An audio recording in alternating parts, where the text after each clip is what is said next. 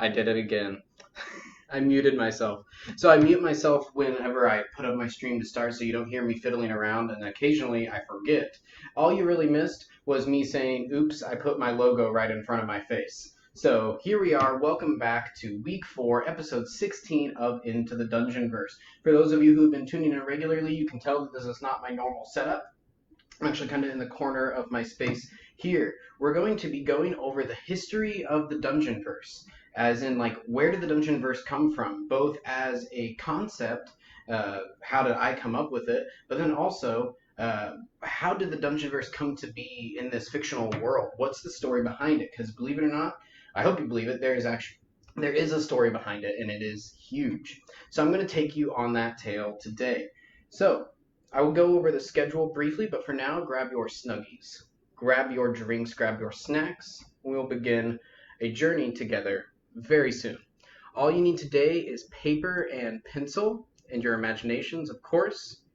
You can create along with me, or you can just follow along. It is your choice entirely. So for those of you who have been traveling around in our interactive tale, you know that you're traveling through the Dungeonverse. And one of the unique characteristics that we see a lot is those sky islands. We see that we're going from island to island. But I want to use today to really kind of broaden your understanding of what the Dungeonverse is exactly, because we're telling a story during those interactive segments. It's hard for me to give you all the information without slowing things down a lot.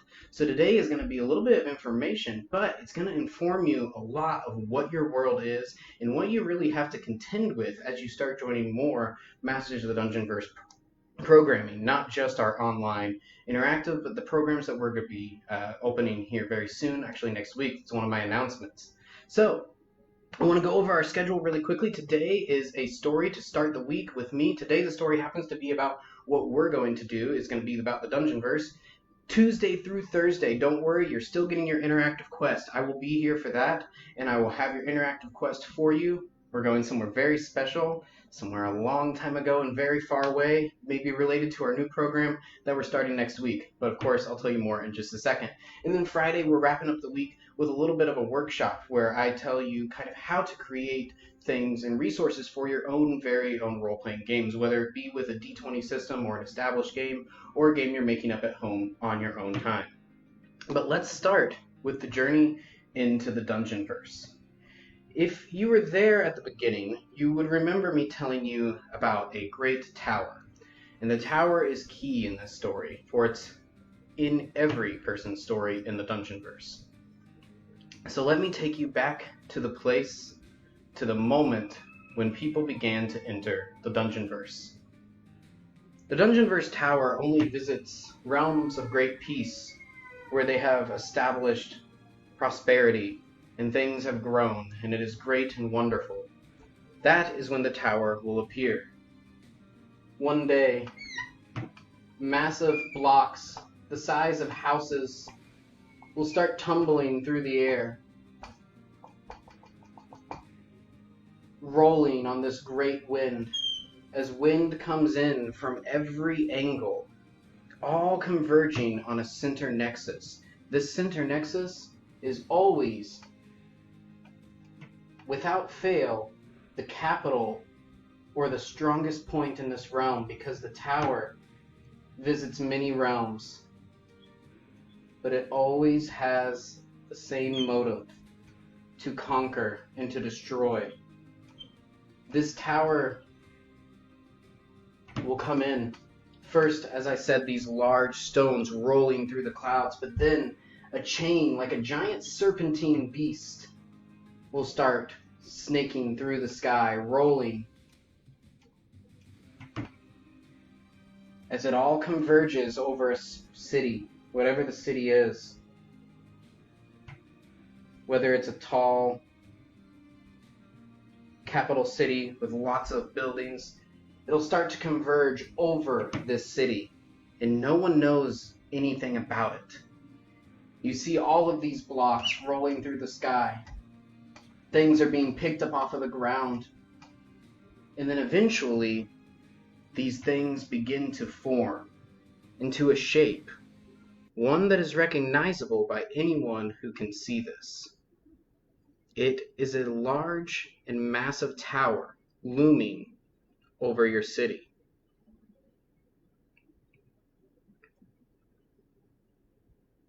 Just a moment. A massive tower looming over your city. The tower has 3 heads and large talon-like fixtures on the bottom of it. They look like claws.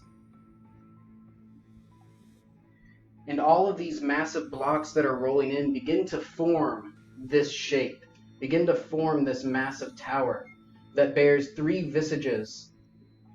One of the fiend, a ferocious creature. One of the undead. And the other, a great primordial beast,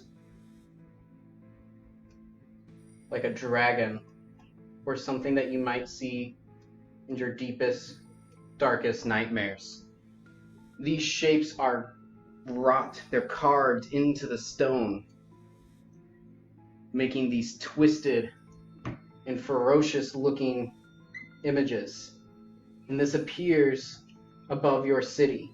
And as it fully forms and reaches its massive height, it is going to crash into the ground. The chains now hooking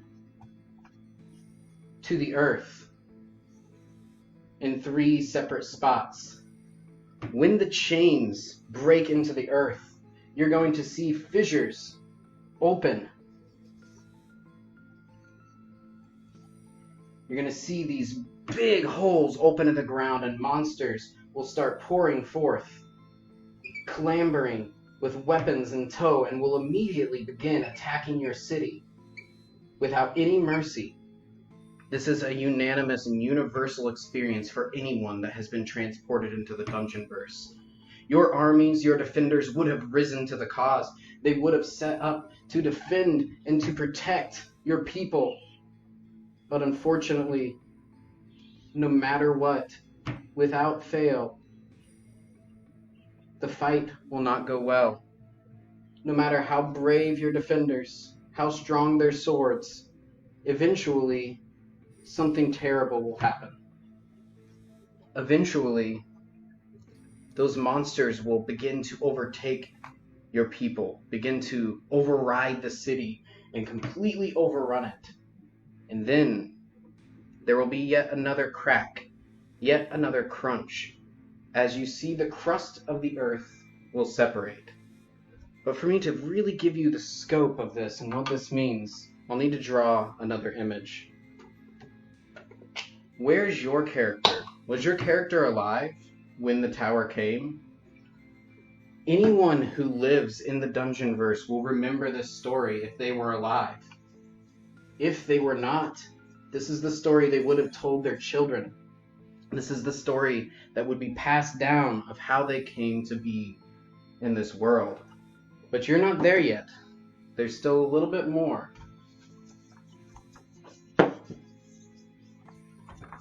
Malcolm has actually used all of the dry erase markers in our house for his own art.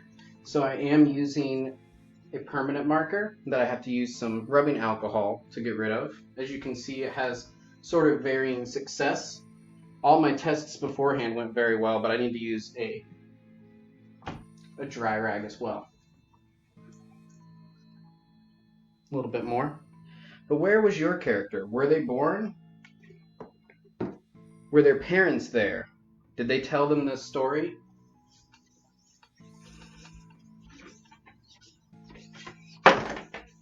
That's okay, we didn't need that marker anyway.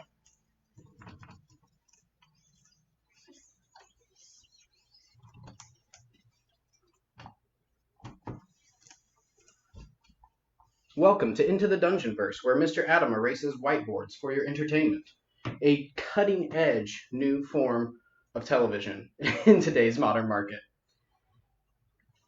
So let me draw a top-down map of this land that's being invaded.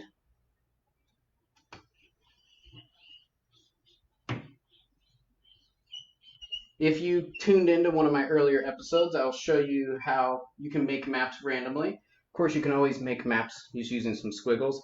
Hope you can still see that at least decently. I'm going to draw a city here in the center. This is the city that we were talking about earlier. This is the city where the tower formed.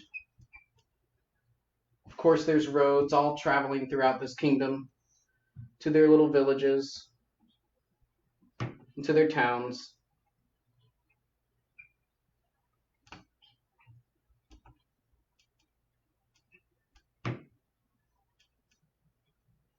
And the tower, as I said, appears above.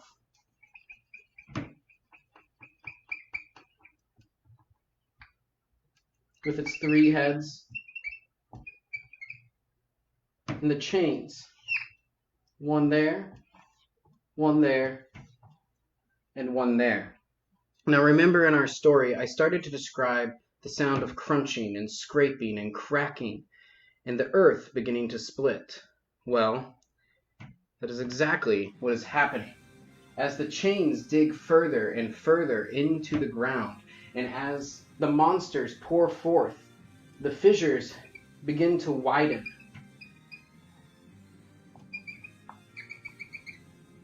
And they run from chain to chain, creating this large gap in the earth, creating this massive chasm in between the capital of the land, the center of it all, and the rest of the world. And here's where things started to get extra scary as this tower began to rise up and the chains were digging into the earth. And as the tower rose and got higher and higher, well, the chains grew tight. They began to flex and groan. What would give first, the chains or the earth? Unfortunately for all of the people there, it was not the chains. The earth cracked and lifted the tower upward, or rather lifted the ground upward. From the ground came a great chunk of earth supported by these chains, and it went further up and further up and further up until all that remained was just a hole in the ground, a dark chasm where the whole continent, or part of that continent, had once been. And as it lifted higher and higher into the air, and people began to despair, not knowing what to do or how they would react, they felt the chains begin to shudder. They felt the tower begin to rumble, and they could see an energy pulse, and then suddenly, they vanished. And they were no more. There was nothing, nothingness, and nothing existed. There was no thought, there was no time, just nothing. But then, of course, our story does not end there. They reappeared. But they reappeared in a world not their own. They reappeared in the Dungeonverse. So now let me show you what those people saw when they first arrived. I've described it before as an empty void, as a place of nothingness, much like the experience you felt when you transferred into the realm.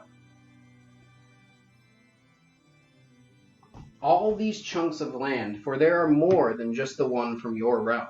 There are many that have been taken, ripped from their lands, and transported into this place. This Dungeonverse is a creation to conquer the strongest of people. The master of this, the tower. Ah, there we go. It's finally clearing up. A little bit there in the center. I like it though, because it kind of is giving it like a purple hue, which matches the tone of our story here. I'm just going to try to erase a little bit more so I can see you, or rather so I can illustrate this for you just a little more clearly. Next time I do this, I will have dry erase markers. We're going to head to the store today and get those, and I'll keep a couple off limits for Malcolm so he doesn't dry them all up. He has not learned how to keep the cap back on. So to give you a visual representation of what you see, That land that was ripped up and transported will now appear.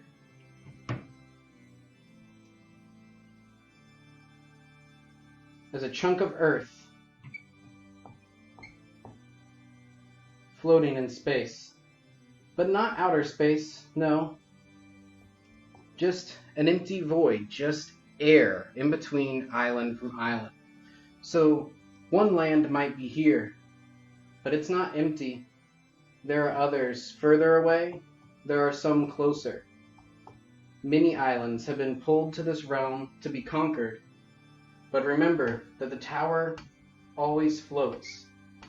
It's always somewhere, waiting and watching, occasionally sending minions to do their work and to continue conquering. Because this is just the beginning of your story. Once you arrived in the Dungeonverse, people had to set to protecting themselves, as the tower was always sending minions out to attack the various islands and to conquer them. Meanwhile, the monsters they released back in your home world are doing what they can to take it over now that the strongest have been isolated in this realm. Some islands have begun to contact each other. There are some even from ancient Greece. Recently, the tower has disappeared,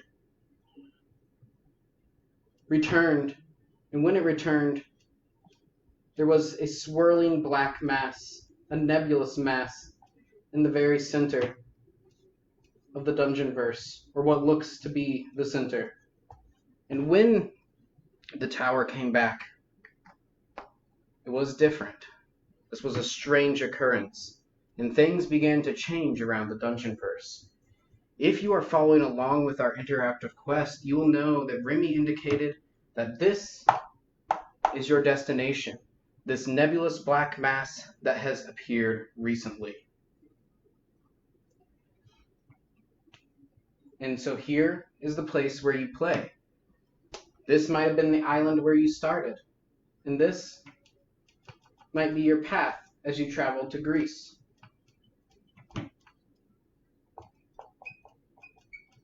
The verse is infinite, as far as anybody knows. There are a few that have the ability to travel, Remy being one of them, but most are confined to their islands. Most must stay here. Most are trapped in the Dungeonverse. But there are heroes that fight against it. There are heroes who stand up to the tower and who resist it. Those are the heroes who join our quests. Just this Sunday, I got to run a game for some fighting against evil deep within that nebulous mass. One of my good friends, Mr. Dayton, who runs the steam train, got to help some adventurers who are traveling in their very own island. So that will conclude our Dungeonverse story for today. This is the world that exists. This is the place that we play in. The Dungeonverse is a special place where all of these worlds are interconnected. Worlds because we play fantasy or we play role-playing games ranging from fantasy like D&D to Star Wars role-playing games. And they all have a place within this Dungeonverse. And part of the mystery and part of the experience is figuring that out. So we'll end our story there, giving you a little bit of a background on what the Dungeonverse is. But what questions do you have on the Dungeonverse? What do you want to know about the tower? I've had players investigate and do research. I've had them talk to people who have even been inside the tower. So there is information to be had. There are things to learn. And that is part of what we do, is we investigate. We determine what information is valuable to us and what we're going to pursue. So I'll end that story there, but I want to move on to another story and leave you with that one. And that is the story of how this came to be. How was it created? How did the Dungeonverse come to exist from my head? Was I just walking along one day and then suddenly this popped into my head and I was like, oh yeah, there's a giant tower that takes fantasy worlds into an empty void and conquers them, and there's all this and this and this? No. There was a process to it. So if you're interested in creating your own fantasy worlds, if you're interested in learning how that works or how to create a world for your story, and it doesn't even have to be fantasy, then stay tuned because I'm going to walk you through my creative process and how that worked for me. And it's all goal-based. So this can actually be applied to other things that you want in life, not just a fictional world that you want to create, but anything. Because the creative process of coming up with a path to what you want and actualizing your vision is a skill that is used well beyond the fantasy world. So if you're going to create something today, you can have some paper and pencil with you, but let me go ahead and start. Masters of the Dungeonverse, which is the program that I run for New Minds Enrichment, started with a thought. It started with a goal. I wanted to create a place where people could come together, kids specifically, to learn how to play role-playing games. For me, as I was growing up, I think I was probably 15 or 16 when I found Dungeons and Dragons specifically, but I started getting into role-playing games. I was in theater at the time. I was also in soccer and marching band. I did a lot of different activities. And I did martial arts as well. I did a lot of different things. But Dungeons and Dragons or role-playing games allowed me to explore parts of myself and allowed me to investigate who I wanted to be in a bigger sense than just if I wanted to be a captain of the soccer team or if I wanted to be the lead in a play.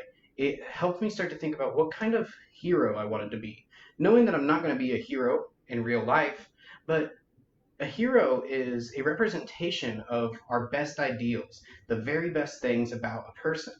So as I started to play these heroes and I started to create these things, I started to figure out what I really valued in a lot of ways. And it helped me become comfortable with being a leader. It helped me understand that creating a story can add a lot of value to people's lives. So for me, it was something that I wanted to share with all of you.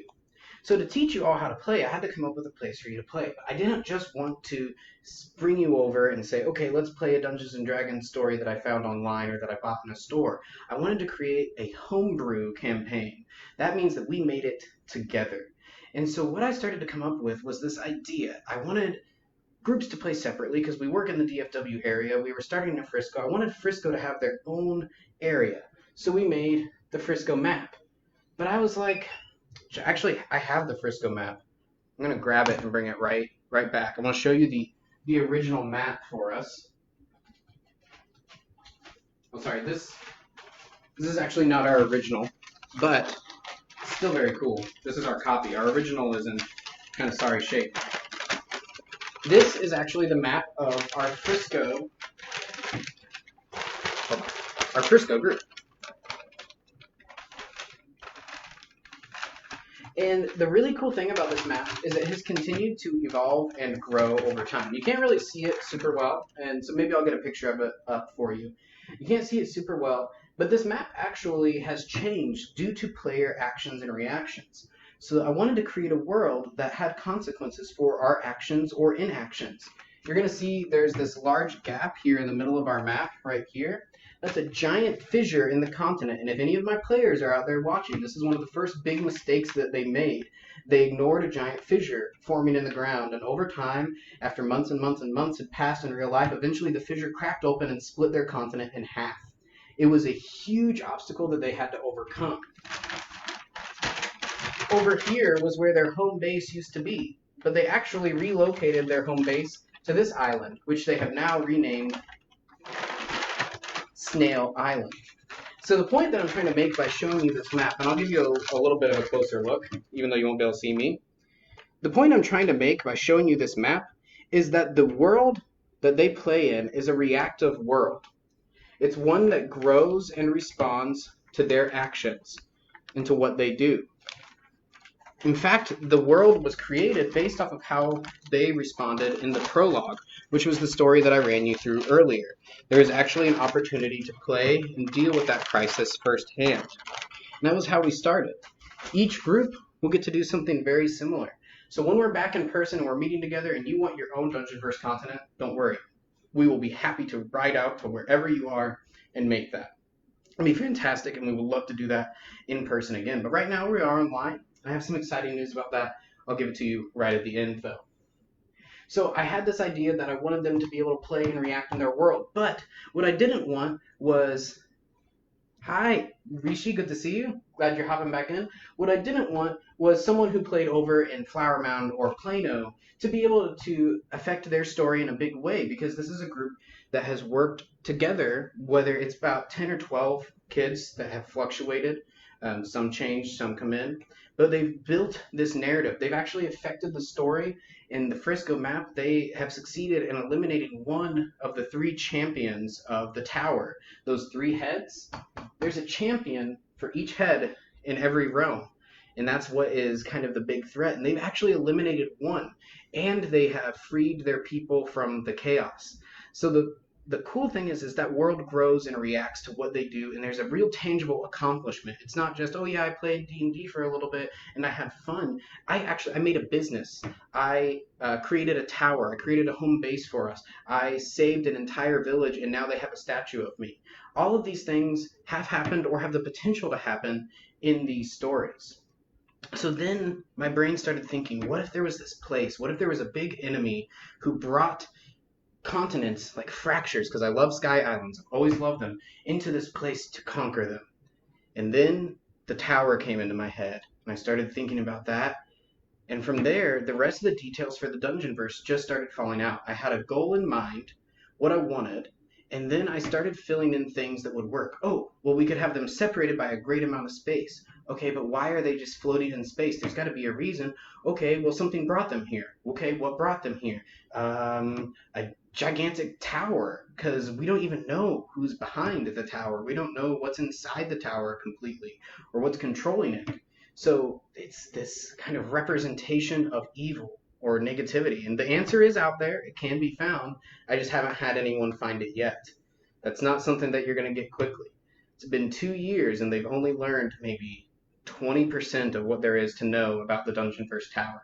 So there's still a lot more. So for me, the creative process was simply goal-based, and there's actually a chart or something, organization of thoughts that you can use where you put your goal, place for kids to experience roleplay. And there's more to it than that, of course. There was a lot more to it. But from there, I went out, okay, I need a place to play. And you can use the same kind of method for your goals, whether it be a story or a creative world. You need a place to play. Methods for creating reactions, because we want the world to react. So I started thinking of all of these things, and I went from there. But when you create your world, I want you to consider what you are creating your world for. For me, I was creating a world that could be universally used by anyone who wanted to join the Dungeonverse program, whether that be people here in Frisco, or people in Portland, or people in Lebanon. Whoever wants to create Dungeonverse, I want it to all be able to exist in this world together. So that way our accomplishments can be shared. Because as we get older, as we start creating in the world, that's a big part of our motivation, is creating things that can be used and seen by others, things that affect the world. We don't want to just contribute into an endless ocean of nothingness. We want to create something that makes a tangible difference. And part of the way you do that is by visualizing what that change is, what that actually looks like. So as you're creating your stories, what is the goal? Are you wanting to create a story that you can play with your family? Are you wanting to create a game or a world in which you can play alone? Maybe when you're bored, you have nothing else to do, you just want to do something idly and roll some dice. Okay? Maybe you want to create a game that can be played with your friends, maybe where you take pictures and you send them back and forth, and that helps you create your story that you share. Okay? Get that goal in mind. What do you want to be? And then that is going to help you understand your world. If you are doing something where you just want to get together and play, and you don't want to, it doesn't need to be a whole big thing, you just want to have the experience of talking and sharing a story with someone, don't make a whole big world. Just make what you're going to play in. And a lot of times the world actually falls out from that. Once you've created that one inn in that one cave, you start to learn more about what else would be there. Because, well, if this cave is a mine, there should be a mining town somewhere nearby, and you start to develop these things. But keep in mind what your goal is. And if you need help coming up with those, I'm totally available in the comments. Reach out. I'm more than happy to give you advice on creating your own role-playing game or creating content for it. And I will actually be, like I said, on Friday releasing a video for you that will illustrate how to create a story hook, how to start a story, some conflicts and encounters to happen. We'll be building on this each week until eventually you're going to have a full session. This will be something that you can play with people using D&D rules or using the rules of something entirely different or just creating your own rules. So remember that when you're creating your story and when you're creating your world, figure out what your goal is and then let it all trickle out from there, making sure that it lines up with that goal and what you want. But of course, this is not the only method to create a world. This is not the only method to create a story.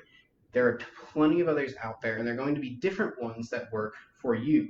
Each person is different. Each creator is different. We all have different needs, wants, preferences, and they play out in our art. And that is totally okay for us to have those idiosyncrasies and to have those differences. It's what makes art interesting.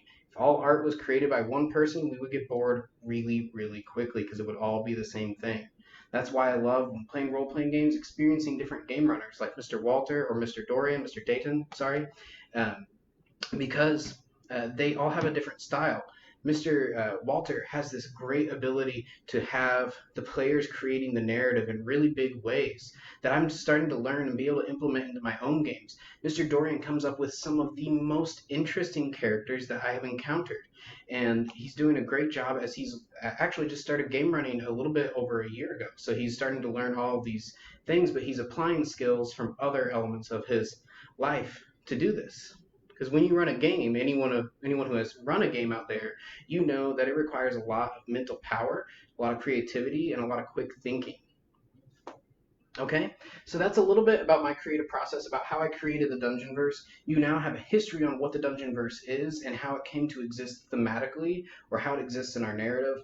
And then I also gave you a little bit of behind the scenes of how I came up with it, which was simply having a goal in mind and being open to the ideas that flowed from that. So now I'm interested to see, what worlds are you creating? What stories are you making as we have this time to reflect on all of these things? And have this time to explore different options. Are you adding more to your Dungeonverse story that you're experiencing with us throughout the day? Or are you creating something entirely new? Maybe you're writing a short story. Maybe you're creating your very own campaign that you're running with your parents. I actually know that some of the New Minds team, their family plays Dungeons and Dragons, and they were playing. I've had some of my Dungeonverse family reach out and say, "Oh, my daughter is running a game for us now all the time, or every week we have a game," and it's so awesome to see how this can bring families together in a fun and different, unique way. So I will end there with our content, but I want to give you a little bit of a sneak peek to what we're doing through the rest of the week. Like I said, Tuesday through Thursday, we are going to be doing our interactive role-playing quest. So if you came for that and you're sad that you didn't get to flip any coins or roll any dice today, don't worry. Tuesday through Thursday, we are still doing that. And you will be heading off into a galaxy far, far away as we introduce, drumroll. Sorry, that was probably incredibly loud. I apologize. And that was a terrible drum roll. We are introducing, not this week, but next week, a Star Wars role-playing program. This is actually going to be headed up by Mr. Walter. Mr. Walter, as he's mentioned on his show, Around the World with Mr. Walter, is a game runner. He's a dungeon master. He's been doing this for, I think, over 30 years. He's been doing it for a very long time. He's an incredibly talented storyteller with a wealth of experience in role-playing games, but also in life. As you've seen when you watch his show, all the things that he knows and has experienced, he offers a great lens to look through in these games. So Mr. Walter is going to be putting on a Star Wars role-playing program. It's going to run next week. We've got multiple options, and it's an introduction to a story on the fringe, the outer rim planets of Star Wars. So if any one of you are really familiar with that lore, we're in the fringe planets or the outer rim planets. We're doing Escape from Mashuta, where you, as kind of people living on the outskirts, will have to escape this area. And this will be running through April, and we have different times available. I'll be posting the links to those as well as the schedule for that very, very soon. But we have times on Tuesday, Thursday, and Saturday. We've got 2 times on Tuesday, 2 times on Thursday, and 1 time on Saturday, where Mr. Walter will be available to run an ongoing story for you for the month of April. If you have not had an opportunity to be a player in one of Mr. Walter's games, please take this opportunity because he is a fantastic game runner and he brings the story to life, especially Star Wars. You can tell Mr. Walter loves that series and loves to tell more Star Wars stories. So if you are interested in that, stay tuned because we will be giving you more information on it soon. It is incredibly fun. It's a unique system from Fantasy Flight Games where you're able to use the power of narrative in every single action. Without revealing too much, you can have actions that are successful, but something bad happens. So maybe you hit the droid with your blaster, but you accidentally set off the alarm and summoned two more droids to come fight you. And you, as the player, get to create that, which is a very, very cool element and something that's a little bit different from Dungeons and Dragons. So that will be happening very, very soon. Stay tuned for that. Super excited to see you there. I might be sneaking in as a player for one of those, so keep that in mind, Mr. Walter. I might be popping in at some point, or I might be popping in on all of them. We'll see. But that'll be it for our session today on Into the Dungeonverse. We will continue our interactive quest tomorrow. You will get an awesome video on creating your role-playing introduction, a role-playing story introduction on Friday. And I'll give you more information about the live role-playing sessions with Mr. Walter. So it's not like the interactive quest that we do. It's where you're in a program and you get to talk to Mr. Walter directly and tell him, okay, I want to look for a crate to hide behind. And he can say, okay, yes, there's a crate. You hide behind it. What do you do next? And you can actually have that live feedback. And that's where roleplay is really exciting because you are totally unfettered. You can do whatever is possible that you can think of. So super fun, super exciting. I'm really looking forward to that. I hope you all have an excellent day, an excellent week, and enjoy the programming that we have for you from newminds.tv. Right. Boink. Right there. Thank you for tuning in to some real inspired learning. Remember to always pursue your passions until they become your talent. This has been Mr. Adam with Into the Dungeonverse. Up next is Round the World with Mr. Walter, and then the Steam Train with Mr. Dorian, followed by a New Minds from the Vault, and ending with the address from our CEO, Mr. Ben. So stay tuned for all of those, and remember that everything that we do is stored on newminds.tv. You can go back and you can watch it whenever you want. Thank you for being here, and we will catch you tomorrow for the next quest. You have an excellent day.